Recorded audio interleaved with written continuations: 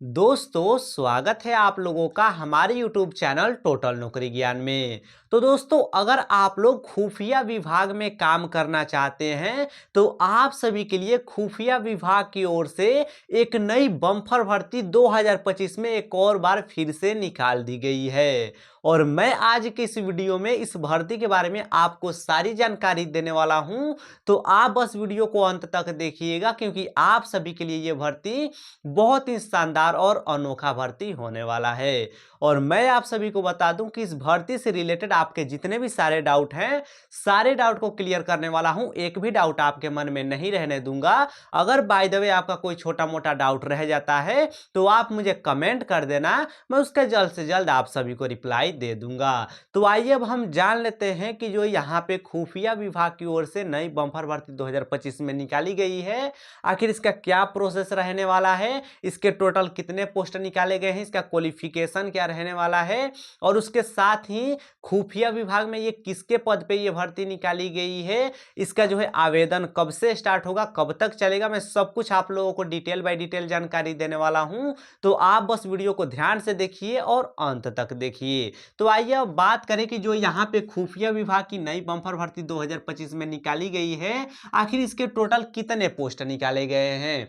तो इसकी total post की बात करें तो टोटल 258 पोस्ट निकाले गए हैं। तो आई होप कि आपको इतना क्लियर हो गया है। आप सभी के लिए खुफिया विभाग की ओर से बहुत ही बम्पर पदों पे भर्ती निकाली गई है, तो बिल्कुल भी इस भर्ती को आपको मिस नहीं करना है। आप सभी के लिए बहुत ही सुनहरा मौका है, इस मौके को हाथ से नहीं जाने देना है।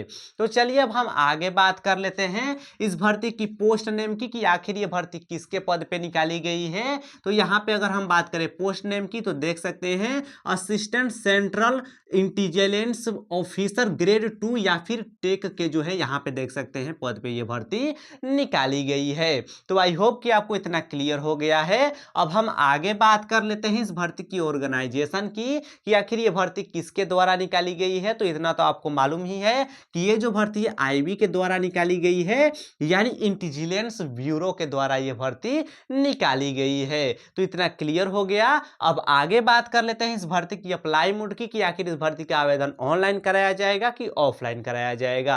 तो यहाँ पे अगर हम बात करें इस भर्ती की अप्लाई मोड की तो इसका जो अप्लाई मोड है वो ऑनलाइन होने वाला है, यानी इसका आवेदन ऑनलाइन कराया जाएगा। और आप सभी के लिए ये खुशी की बात है कि इस भर्ती में मेल और फीमेल दोनों कैंडिडेट भाग ले सकते हैं, यानी लड़कों के साथ साथ लड़कियां भी इस भर्ती में अपना आवेदन कर सकती हैं। तो आई होप कि आपको इतना समझ में आ गया है क्योंकि मैं आप लोगों को सब कुछ डिटेल बाय डिटेल जानकारी दे रहा हूं। और मैं बार बार बोल रहा हूं इस भर्ती को आप बिल्कुल भी इग्नोर मत कीजिएगा, मिस मत कीजिएगा। इसमें आप लोगों को जरूर आवेदन करना है क्योंकि आप सभी के लिए एक और बार फिर से खुफिया विभाग में जाने के लिए सुनहरा मौका आया हुआ है। इसे पिछले तरह वैसे ही इसको भी नहीं गवा देना है हाथ से, इसमें जरूर आप लोगों को आवेदन करना है।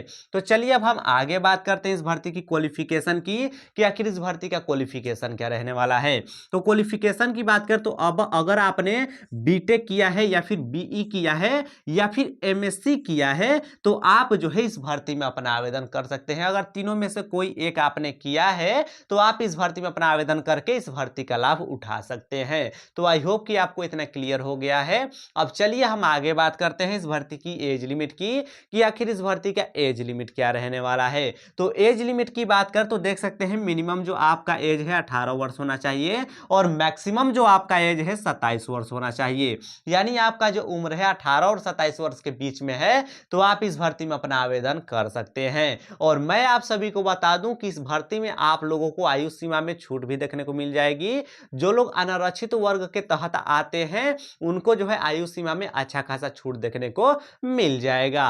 अब बात करें कि इस भर्ती का जो है आयु सीमा का गणना कब से की जाएगी तो देख सकते हैं 16 नवंबर 2025 के आधार पे जो है आपकी आयु सीमा की यानी एज लिमिट की गणना की जाएगी। तो आई होप कि आपको इतना क्लियर हो गया है। अब बात करते हैं इस भर्ती की सैलरी की कि आखिर इस भर्ती का सैलरी क्या रहने वाला है। तो देखिए सैलरी बहुत ही शानदार है, सैलरी में कोई भी मतलब ऐसी गुंजाइश नहीं है। आइए मैं बता देता हूं कि सैलरी क्या रहेगी। तो देख सकते हैं सैलरी की बात करें तो लेवल 7 के अनुसार यानी लेवल 7 के अनुसार आपकी जो सैलरी है 44,900 रुपए से 1,42,400 रुपए पर मंथ आपकी सैलरी रहने वाली है।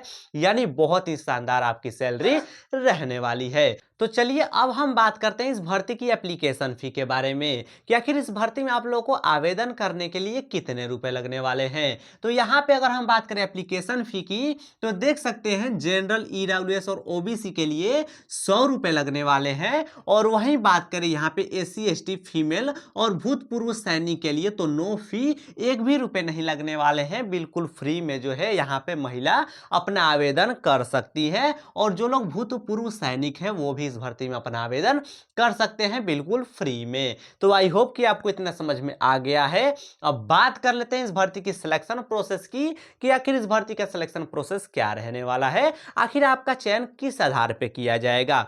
तो यहां पे अगर हम बात करें सिलेक्शन प्रोसेस की तो सबसे पहले आपका स्किल टेस्ट होगा, फिर उसके बाद आपका इंटरव्यू होगा, तब जाकर के आपका फाइनल सिलेक्शन किया जाएगा। और मैं आप सभी को बता दूं कि इस भर्ती में किसी भी तरह का एग्जाम नहीं होगा, बिना एग्जाम के जो है ये भर्ती होने वाली है और आप बिना एग्जाम दिए इस भर्ती में सिलेक्टेड हो जाएंगे। तो आई होप कि इतना आपको जानकारी मिल गया।